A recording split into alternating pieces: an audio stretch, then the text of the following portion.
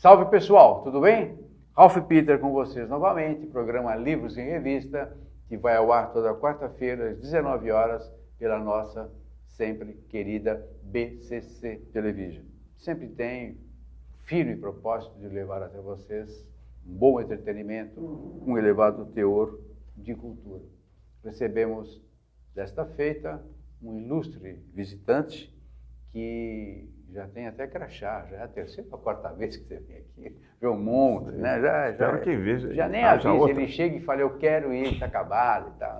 Não, o Luiz, felizmente, o Luiz Eduardo Mata, com 2 T's, não é chegado a essas indescrições, pelo contrário, é uma figura exponencial, tanto da literatura infanto-juvenil, adulta também, tanto quanto é uma pessoa muito digna, muito educada, por sinal.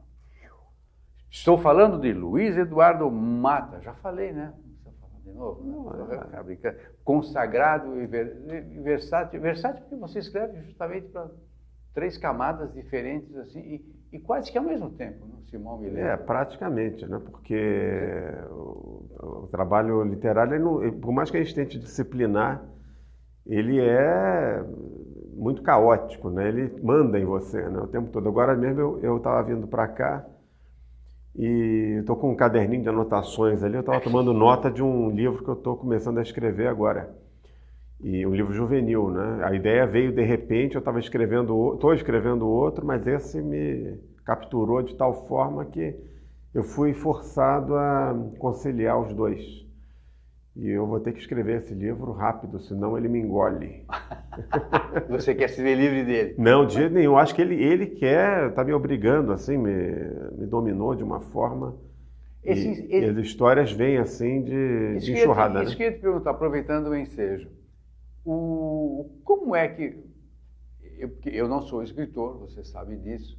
E uma vez você me disse, ou nos disse, melhor dizendo, que você é muito disciplinado para escrever. Você começa às 9, continua nessa batida das 9, para almoçar, vai até às 18 e encerra. Continua nessa batida? A gente tenta, né? Eu tento, na medida do possível, pelo menos ter uma carga horária por dia de escrita, porque eu sou uma pessoa naturalmente indisciplinada, dispersa, né? Deixar eu fico no mundo da lua. Eu pensei que fosse o contrário. Não, eu me forço a ser disciplinado justamente para criar uma rotina para... Uma condição de trabalho. E para não deixar que essa dispersão me domine. Aí eu faço isso, eu estipulo, não necessariamente assim os horários, de 9 às 18, já não é mais assim. É porque também eu tenho muitos afazeres, né? Então eu acabo me obrigando a escrever tantas horas por dia, dependendo do dia, né? Tem dias que às vezes só dá para escrever 2 horas. Aí eu me coloco essas 2 horas. Podem ser 2 horas em intervalos, né? 2 horas, meia hora num determinado momento, quando dá, depois mais 40 minutos. Eu vou marcando tudo isso de forma bem metódica. Quer dizer, é uma reação à dispersão, né? Porque se deixasse, eu ficaria lendo, planejando os livros, mas na hora de escrever, às vezes dá uma certa... outra coisa. Dá um certo temor, né? Você vê aquela página em branco, mesmo digital, você vê aquele desafio, é como de repente você está diante de uma estrada de, sei lá, centenas de quilômetros, você tem que percorrer, e você olha aquilo e você fala, meu Deus, vou ter que percorrer isso tudo, né? Será que eu vou dar conta? E como é que você cria mecanismos para dar conta disso tudo? Ele flui naturalmente? Ou você provoca, você força que as ideias venham em função de um tema? Não sei como é que você age ou reage. Se você cria um tema primeiro. Por exemplo, agora, você acaba de me dizer que surgiu, deu um insight e você correu anotar, senão você se dispersa por causa de um livro que você está tentando escrever. Como é que funciona? Existe um mecanismo ou você se deixa levar e está acabado? Existe um mecanismo e existe o se deixar levar e está acabado. Os dois? Depende das circunstâncias. Esse livro surgiu porque eu estive numa escola recentemente e uma menina veio falar comigo, deu lá um depoimento, sugerindo que ela se sentia inadequada no meio dos colegas. Foi uma coisa assim, uma menina de uns não sei quantos anos, adolescente. E eu ouço muitas crianças, vêm muito falar comigo, tem uma cara assim de um tio boa praça, né? E sou mesmo. E aí eles se abrem, muitas vezes não tem esse diálogo em casa e tal, Sim, e aí claro. encontram ali uma pessoa Um para curador ouvir, né? interessante. Aí ela veio conversar e tal, sentindo-se meio inadequada, porque eu tinha dado feito lá o encontro, né, com os alunos, mencionando sobre um livro em que eu mencionava a questão do multiculturalismo, que somos todos diferentes, temos que aceitar essas diferenças, enfim, ninguém tem que abrir mão do que é para satisfazer um grupo social. Isso para o adolescente é muito importante, é uma idade decisiva. Presente, né? E é muito presente, você tem que fazer parte de um grupo, né? Na adolescência isso faz uma diferença enorme. Hoje em dia já não faz mais, eu não estou me lixando se eu faço parte de um grupo, se eu não faço, se gostam de mim, se eu não gosto, mas eu estou com mais de 40 anos. Às vezes, quanto menos grupos, melhor, né? Às vezes, quanto menos grupos, melhor. Eu cada vez me conscientizo mais disso, que as pessoas estão meio loucas. Você entra nas redes sociais, eu entro e saio correndo, né? Porque o que eu vejo ali de barbaridade não está no gibi. Mas não vamos entrar nesse... Isso aí dá um outro programa e que não poderá ser exibido, né? Poderá dar livro, poderá dar outro livro também. Um livro com pseudônimo, né? Porque e o programa não poderá ser exibido, porque se eu for contar tudo... Mas enfim, não vamos entrar nisso, né? Não nos compete fazer isso aqui. Aí ela estava falando sobre essa questão de se sentir inadequada e de inspirar talvez certa animosidade por parte de alguns colegas, aquela coisa toda, né, que acontece na adolescência. E eu fiquei muito sensibilizado com o depoimento dela, que é muito parecido com o depoimento de muitos outros jovens com os quais eu tenho o privilégio de conversar. Ela fez isso publicamente ou para você? Não, depois, né? Ela insinuou rapidamente, em público, qualquer coisa. Eu senti que ela estava um pouco ansiosa. E depois ela veio falar comigo ali mesmo, no auditório, a gente conversou. Depois que a turma saiu, ficaram umas outras amigas dela lá também, e que apoiaram, falaram, não, mas ela é uma pessoa ótima, não sei o que, mas ela estava um pouco triste. Enfim, esse depoimento me sensibilizou muito e eu achei que isso dava um bom mote para uma trama juvenil policial, né? Aí eu estou fazendo outra em paralelo também, que é uma outra trama. Quero ver se eu consigo dar conta disso tudo. O policial vai ser com a Detetive Cecília também, né? Não, Detetive Cecília vai ter uma outra. Depois a gente já está pensando aí, eu e a editora, no ano que vem já de escrever o terceiro livro, né? Da Detetive, está fazendo muito sucesso. Eu estou gostando muito dessa trama. É uma gracinha. Essa série está sendo ótima, muito boa mesmo. Eu estou muito feliz. Esse ano foi uma das coisas boas que aconteceram. Foram as visitas que eu fiz das escolas por causa da Detetive Cecília. Que eu estive em colégios aqui em São Paulo, Santa Catarina, né, Rio, e conversando sobre o livro, o primeiro volume, né, que é a Detetive Cecília, a Águia de Bronze, que saiu no ano passado. Esse aqui já foi lido. Águia de Bronze, esse é capa marrom? Essa? Na capa vermelha, né? É vermelha? Vermelha, é um vermelho escuro, né? Tudo bem. A Detetive Cecília, a Águia de Bronze. Isso. E tem o outro aqui. Qual é o primeiro? Os dois juntos, né? Você lançou? Não, o Mistério do Riacho, que é o segundo, saiu agora, em 2018, em agosto. São dois livros independentes. Eles não são... Um não é continuação do outro. Eles podem ser. Você lançou os dois juntos? Mas é independente. Não, eu lancei a Águia de Bronze em 2017, foi o primeiro. E o segundo, que está saindo agora, é o Mistério do Riacho. Os mesmos personagens principais. Alguma coisa me dizia que você tinha lançado os dois juntos. É porque eles saíram muito próximos um do outro, né? Com menos de um ano. Os dois têm a ilustração do Fábio? Os dois têm a ilustração do Fábio Sgroy, grande ilustrador. Menino ele também, né? Acho que é mais do que eu, né? Eu não sou tão menino, né? Já estou mais de 40, né? Nossa, que para a Rainha Elizabeth II, eu sou um menino. Para mim também, você acredita? Não, você nem tanto. Mas escuta, você falou do tantos afazeres que você está tendo agora. Eu vou confidenciar para eles algo que talvez você não queira. Esse ilustre senhor, cidadão carioca, está agora abrilhantando os ares catarinenses. Isso, desde agosto. Estou morando em Florianópolis, eu e minha esposa, Denise, que já esteve aqui no teu programa. Coitadinha, ela merecia coisa melhor. Merecia, pois é, eu sempre falo isso para ela, né? Mas merecia coisa melhor do programa, não. Não, eu não estou falando de mim, esposa. Não, o programa foi ótimo, E aí? foi maravilhoso, né? Não, ela é muito Esposa simpática. já é uma coisa assim. Mas fala aí, o que você está fazendo afinal? Não, aí? nós tínhamos uma livraria no Rio de Janeiro, sobre a qual ela veio falar no teu programa. Por em sinal, era uma 2016. livraria, uma prestadora de serviços fantástica, né? Fantástica, uma livraria muito boa, né? Mas, enfim, tudo tem seu tempo, né? E aí recebemos uma oferta de venda, né? Esse ano vendemos. E Denise, ela é, na verdade, uma pessoa apaixonada por culinária. Ela gosta de tudo que se refere à comida, ela aprecia, ela sabe cozinhar muitíssimo bem, ela sabe organizar pratos, gosta muito de receber as pessoas.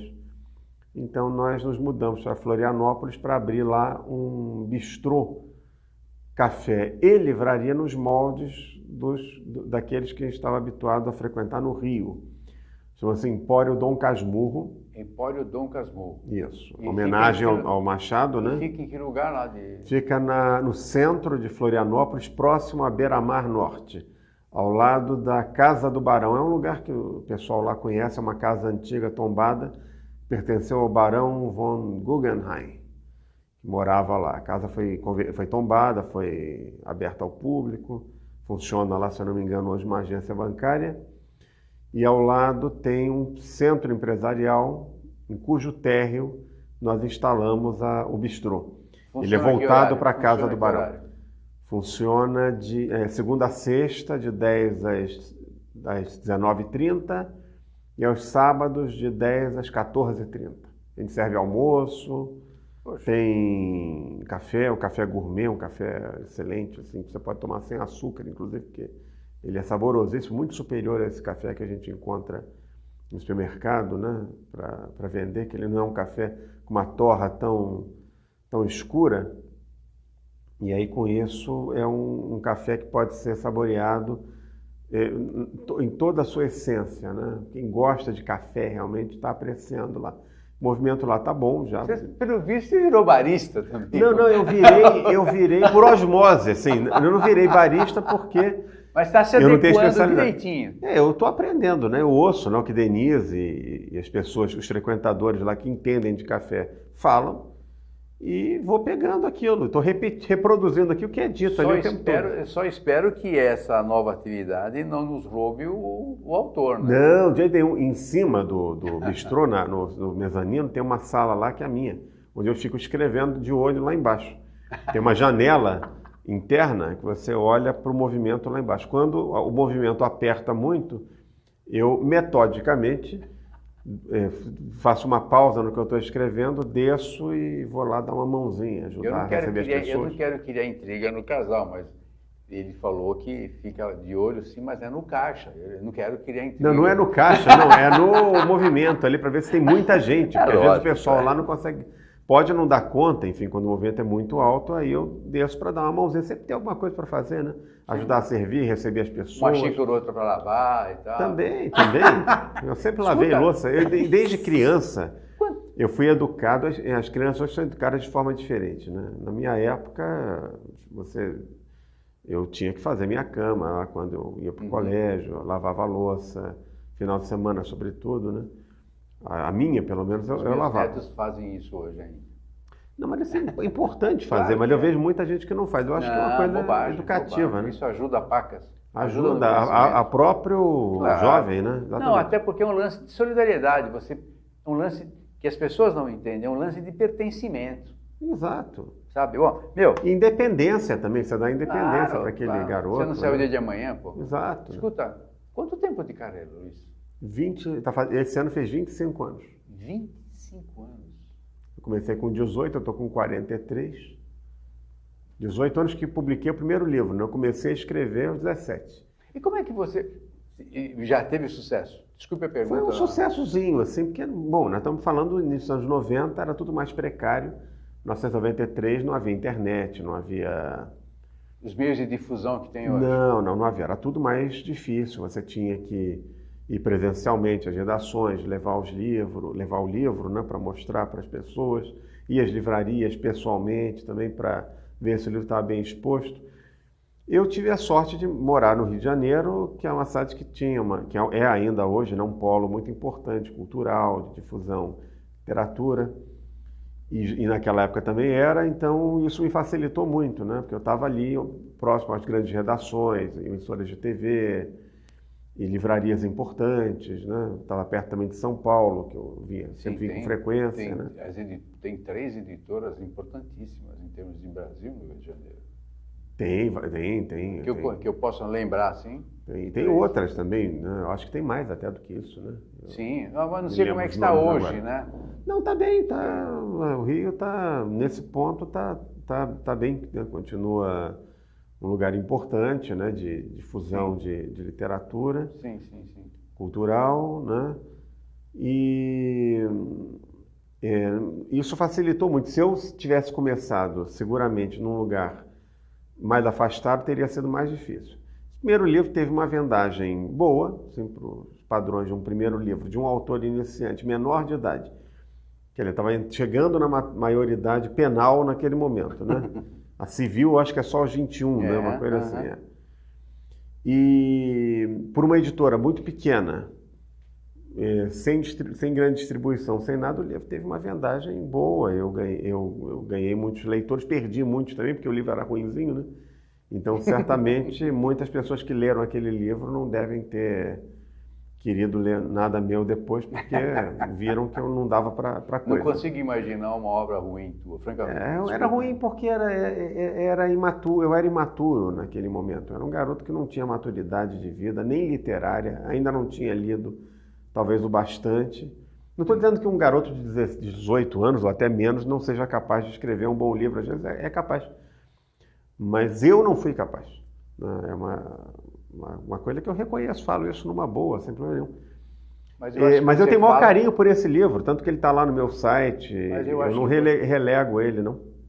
Não renego, perdão. Não. Eu acho que você diz que ele é ruinzinho em comparação ao que você tem hoje. Não, ele era ruinzinho, acho, em comparação. Olhando com os olhos daquele tempo, era ruim. Não, naquela época eu não tinha, talvez, critério de avaliação. Sim, né? Mas olhando hoje. Sim, não é comparando, olhando hoje. Mas eu acho que um leitor de thriller da época, que já fosse um leitor desse gênero, lendo os grandes autores, e lesse esse meu livro, iria achar ruim. Eu acho. É a minha opinião, mas isso não... Bom, isso já tem muitos anos. Qual é o nome dele? Só pra gente... Ele chama-se Conexão Beirute-Teherã. É um livro de espionagem.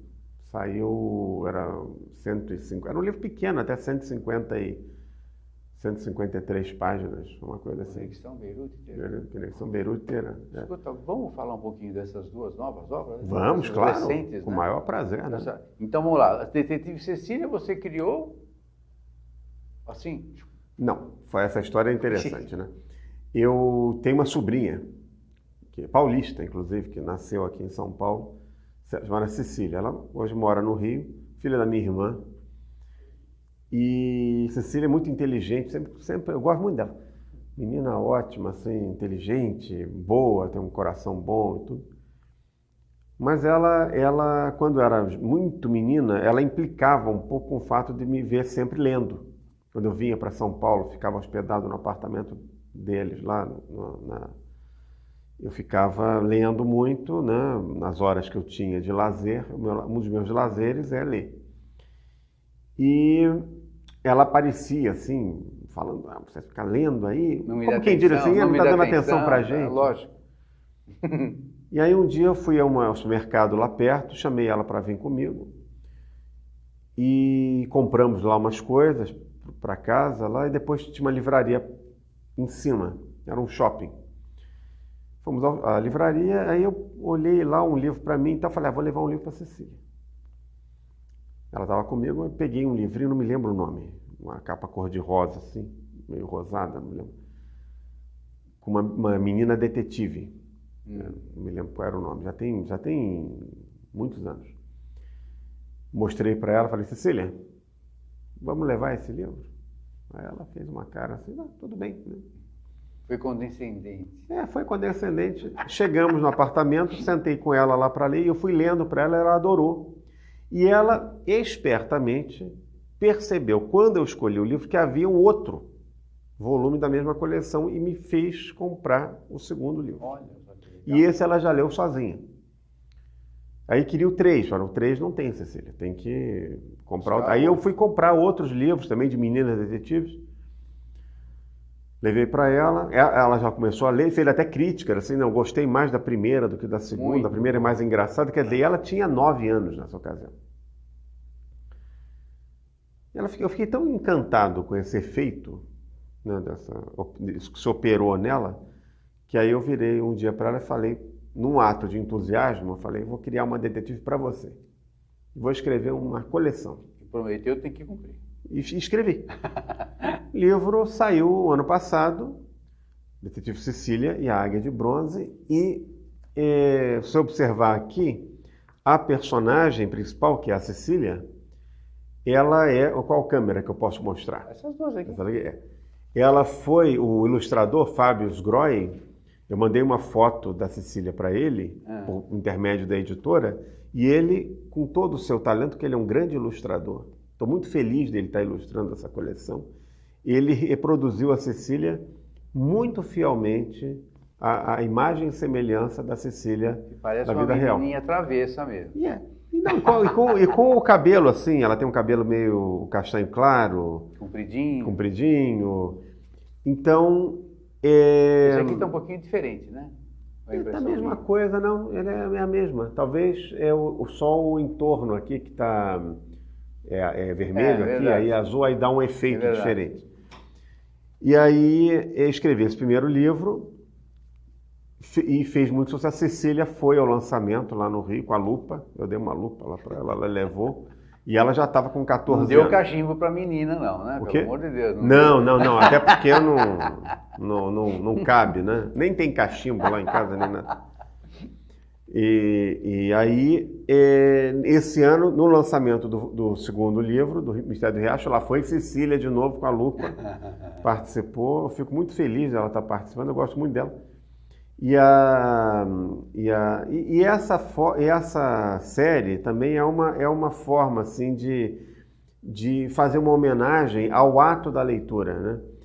Porque pode levar à escrita também, né? Que pode levar à escrita, quer dizer, a Cecília, naquele momento, ela se encantou com a leitura por meio da literatura policial infanto-juvenil, que foi o que aconteceu comigo, quando eu tinha mais ou menos a idade dela.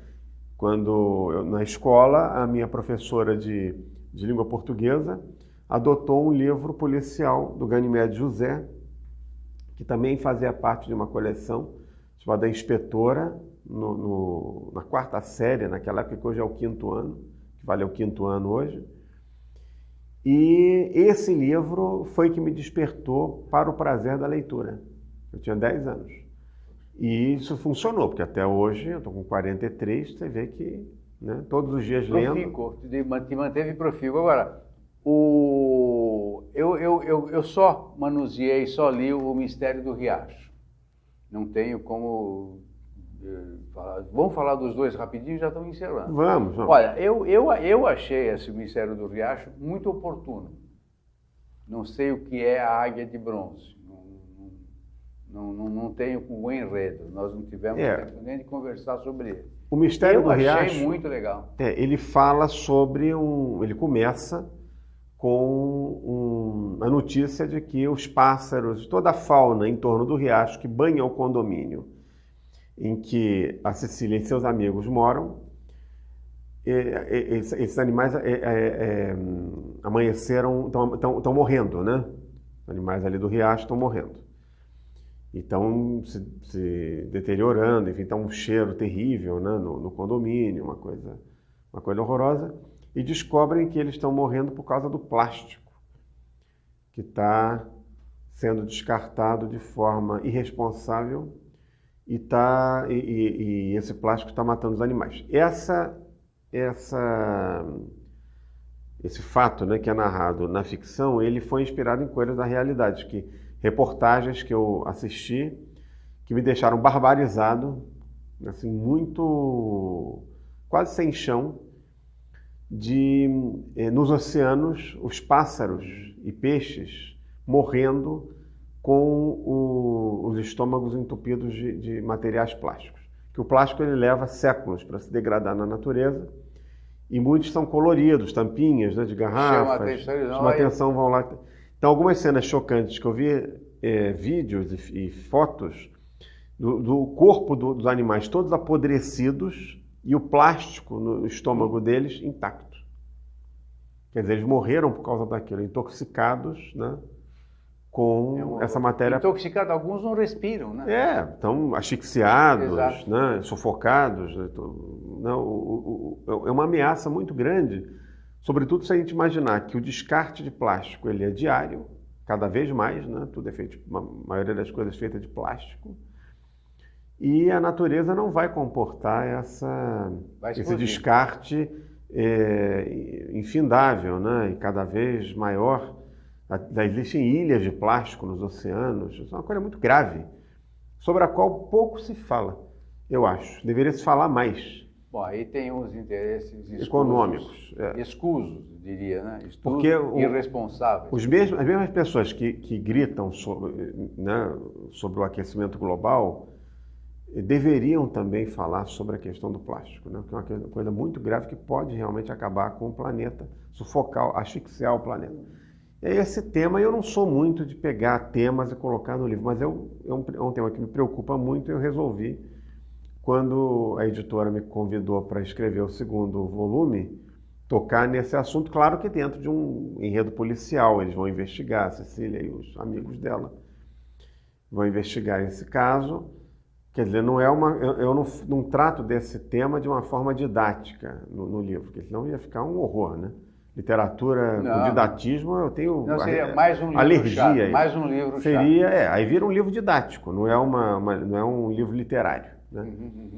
Mas aí, mas eu foquei nesse tema.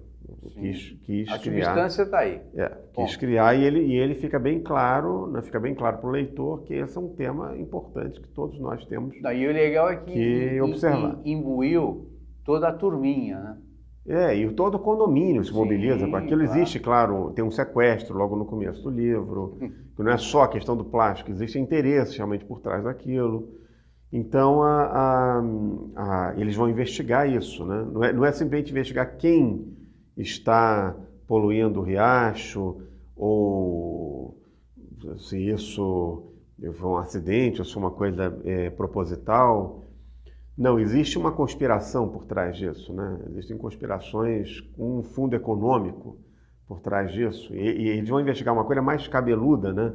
Do que simplesmente saber quem fez ou por quê. E o barato é que tudo começa com uma mera curiosidade, apesar da chamativa da morte dos peixes e tal. Não vamos contar o final. Não vamos dar spoiler. É claro que o Águia final de Bronze... é muito feliz, naturalmente. Claro, né? Eu gosto dos finais felizes. Me perdoem os nihilistas. Os escatológicos. Eu tenho o maior respeito por eles, enfim, mas eu gosto de finais felizes. A nossa vida já é tão difícil, né? A ficção, pelo menos, a gente faz uma coisa melhor. Ainda mais de crianças, né? Vamos cuidar bem delas. Não, com certeza. A criança você tem que dar um pouco de fantasia para elas, porque a vida já vai dar a dose suficiente de realidade. Então, um pouco de fantasia é bom, que você alicerça o caráter e você dá esperança. A pior coisa que existe na vida é você perder a esperança. Se você não tem capacidade de sonhar e não tem capacidade de ter esperança, a tua vida não tem sentido. Você vai ver a realidade nua e crua o tempo todo?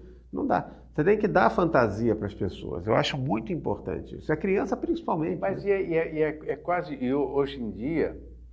Pela maneira como as crianças são eivadas de informações as mais díspares possíveis, né? As boas e as más ao mesmo tempo. Fica meio, não vou dizer impossível, mas fica difícil uma criança ter esta fé, esta esperança num quadro tão terrível quanto que nós estamos vendo hoje, no país principalmente. É uma enxurrada de informações. Fica meio sem filtro. Isso, né? Exato, sem filtro. Não existe mais uma hierarquia de informações. É tudo jogado ao mesmo tempo. Eu fico tonto com isso. Quando tem que me desconectar, porque eu não sei mais de onde vem. Você vai pirar. Você vai pirar, né? E agora com esses mecanismos de informação rapidíssima, Não, e gera pânico nas pessoas, às vezes um pânico que não se justifica, né? Você fica sabendo de atos de violência em toda parte, em tempo real, coisas das quais você não precisaria tomar conhecimento. E muitas vezes inverídicos, isso que é pior. E aí, verídicos, exagerados e sem, que é uma coisa também importante, sem um trabalho de investigação que diga exatamente se aquilo ali Agora surgiram meios aí, algumas agências para verificar e tal, mas não vão ter tempo de investigar. Não dá. Escuta, vamos falar rapidíssimo, 1 minuto vai do Águia da Águia de Bronze. Bronze. Primeiro volume, ele se passa... A série vai se passar num condomínio, que é inspirado mais ou menos no condomínio que Cecília morava aqui em São Paulo. Nesse condomínio, no livro, no primeiro capítulo, a Águia de Bronze, que decora o chafariz da entrada do condomínio, ela some.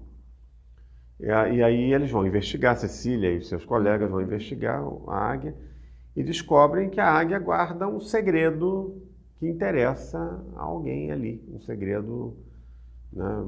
Cabeludo. Não, um segredo pecuniário, digamos assim, que pode render, como você diz, verdes garantes, né? Verdes gastantes. Gastantes. Verdes gastantes. Verdes gastantes. Gastantes, exatamente. Então, a águia é uma águia histórica, ela foi inspirada naquelas águias que decoram o teto o telhado do Palácio do Catete, no Rio, que tem várias águias bonitas logo acima. Bom, assim. Tem também no Fórum Americano, tem 2 águias. É um animal, assim... muito imponente. Imponente, exatamente. E ali, esse livro já dá uma introdução, mais ou menos, dos personagens, do lugar onde eles vivem, né? Mas isso não obriga o leitor do Mistério do Riacho a ter que ler a Águia de Bronze, né? Ele lerá se tiver curiosidade. Até porque eu não costumo falar de preço, e não vou falar agora, mas eu sinto que a Editora do Brasil também se esmera nisso. Acho que em função até de uma grande produção, conseguem um valor um pouquinho menor do que esses que a gente vê por aí. E a qualidade gráfica é excelente. É uma editora ótima. Estou muito satisfeito de trabalhar com a Editora do Brasil, uma editora que está fazendo esse ano 75 anos. É uma editora antiga, tradicional. As pessoas são ótimas, o editor, toda a equipe com a qual eu tive o privilégio de lidar até agora. Uma equipe, assim, excelente. É uma editora que assim continua. Nota 10. E para encerrar mesmo, algum livro adulto no forno? Tem um que deve sair no ano que vem, chama-se Fábulas de Sangue. É um thriller. Os bastidores da indústria de remédios. Pelo amor de Deus.